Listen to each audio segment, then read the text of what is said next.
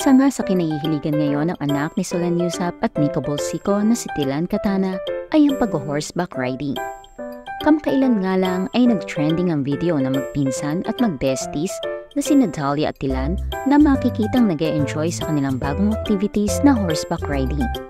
Ayon nga kay Erwan Yusap, ay first riding class ng magpinsan. Samantala, ngayong araw naman ay nagbahagi si Nico ng ilang pasilip sa horseback riding class ni Tilan. Ayon nga kay Nico, ay walang bukang bibig ang kanyang anak na si Tilan kundi ang mga horses. Sa mga video nga na naibahagi, ay makikita si Tilan na tinuturuan kung paano ang proper way ng pagsakay sa kabayo at kung paano ang tamang pag-aalaga sa mga kabayo.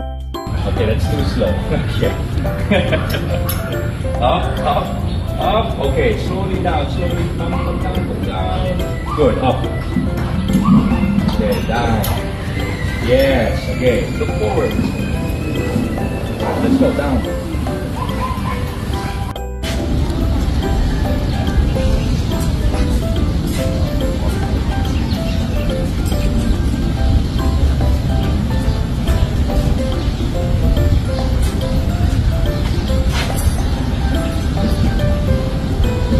Oh, the eyes, good girl.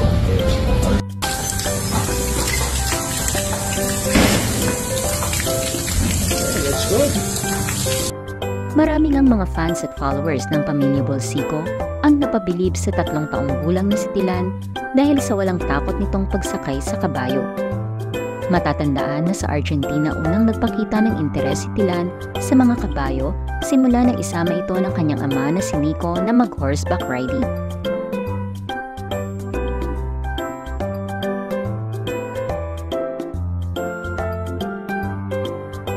Thanks for watching. Please like, comment, and subscribe.